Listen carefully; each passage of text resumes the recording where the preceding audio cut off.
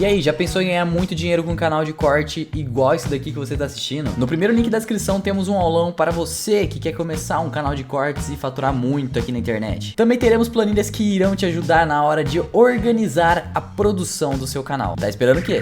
O Putin tem subido o tom, falado sobre o uso de armas atômicas. Isso é uma preocupação para todo mundo. Ele tem sofrido derrotas enormes de território, de espaço. Ele está perdendo, ele está em recuo. Ele trouxe uma mobilização em massa da população, obrigando os soldados a lutarem. Isso teve várias repercussões internas dentro da Rússia, desde apoio, desde pessoas tentando fugir do país porque não querem lutar. Enfim, um monte de coisa aconteceu. Ele continua perdendo, perdeu Kherson recentemente, que é um lugar estratégico próximo à Crimeia, que é o ponto mais importante para os russos, porque é o acesso ao mar deles. E, assim, tá todo mundo tentando ver se essa reação russa de mobilizar mais soldados vai ter efeito ou não. A logística russa, a capacidade de ter armas, de entregar soldados treinados, dispostos e motivados a lutar, não está tendo efeito. Eles continuam perdendo. Os russos têm recorrido a bombardeios de cidades, de civis, tão mais violentos, têm usado drones iranianos suicidas, têm juntado milícias, mercenários de outros lugares para lutar lá dentro. Tem um monte de coisas acontecendo, mas isso não está traduzindo em vitória para os russos. E a grande preocupação é essa: quanto mais os russos perdem, quanto mais o Putin se sente derrotado, mais ele precisa demonstrar força. E a única ferramenta que sobra para ele aí, então, é a bomba atômica. E essa é uma grande preocupação. A gente continua sem zona de acordo, sem espaço para a diplomacia.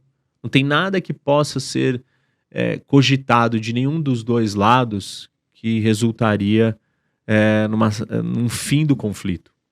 Não chegamos nesse ponto, né? Quando você fala em conflitos internacionais, e eu estudei isso, a gente fala do conflito estar maduro para a resolução. Mais ou menos que nem uma briga de um casal que ficam discutindo num divórcio, e o divórcio não acaba, e você fala, mas por que você não deu o que ela quer? Não, porque não é isso.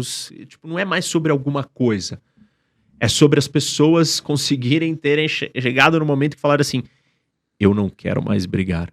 Vale mais a pena não brigar. E tem um momento de maturidade disso. E com conflitos são iguais. Então, esse conflito ele não chegou nem perto da maturidade para uma solução, uma resolução. Então, eu não vejo a gente chegando perto dele. A gente tem que acompanhar e ficar atento para ver o que vai acontecer, as respostas do Putin, como ele vai reagir. Também prestar atenção, né, o que as sanções, enfim, as outras situações internas, políticas da Rússia, como que elas afetam a ditadura e o poder do Putin, e a economia da Rússia com as sanções. E eu não vejo que a guerra vai chegar num desfecho, a não ser que a gente tenha um episódio extraordinário, como o uso de uma bomba atômica. Aí nós entramos num outro cenário, um outro capítulo, tudo muda. Que aí vai mudar todo o cenário, né? Outros países vão entrar, vão ter discussões muito sérias, vão ter repercussões grandiosas no mundo.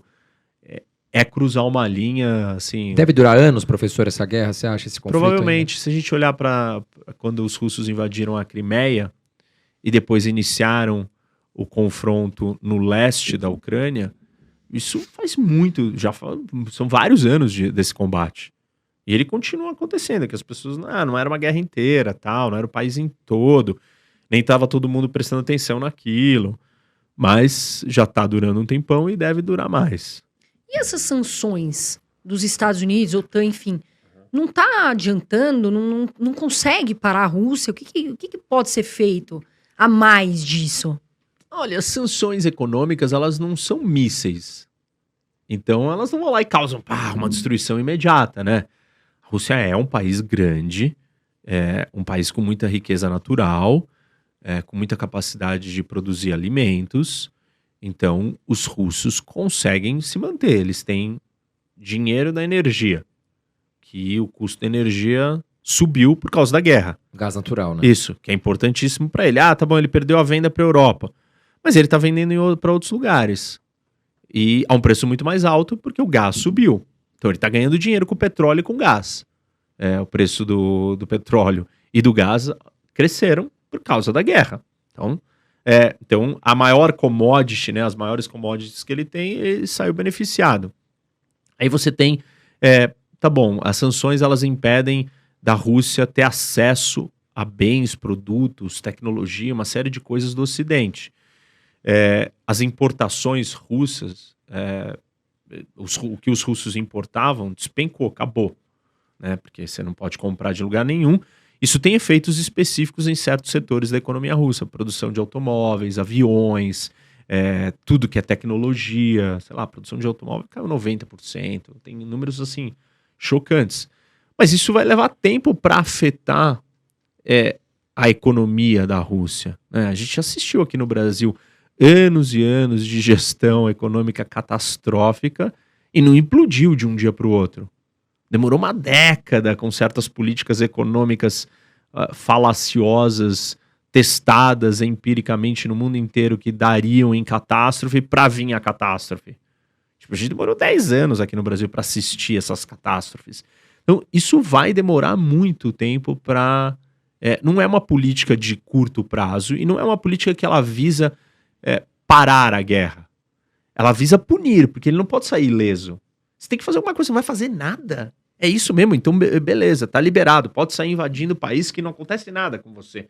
Não, alguma coisa tem que acontecer. Ah, mas essa alguma coisa é o quê? Bom, ou a gente vai lá e invade o país, declara guerra, ou a gente faz sanções econômicas. Pra dar uma resposta pro mundo. Opa, estamos fazendo alguma coisa, né? Pra aquele país, pra punir, entendeu? Mas assim, não é um negócio que vai acabar, vai afetar a elite russa. Tá sendo afetada? Tá. Não consegue usar o cartão, não consegue usar aquilo, não consegue comprar não sei o que, não consegue viajar. Tem um monte de coisa acontecendo com essas pessoas. Elas vão ficar incomodadas? Vão. Vão entender em algum momento que é culpa do Putin? Vão estar dispostas a morrer por isso, arriscar a sua vida? Aí é outra história. Ou vão ter que se adequar, se adaptar e viver dentro daquela nova realidade, né? Porque morrer, não sei se eu quero. Então, melhor eu viver assim do que não ter isso. Mas tem uma série de coisas acontecendo, né? Esse movimento do Putin, dado as sanções também, fez a economia russa, ou o governo russo, tomar posse de grande parte do setor privado, de controlar, centralizar a economia. Então tem uma série de coisas que estão sendo feitas que a gente sabe que são receitas de catástrofe econômica. Sim.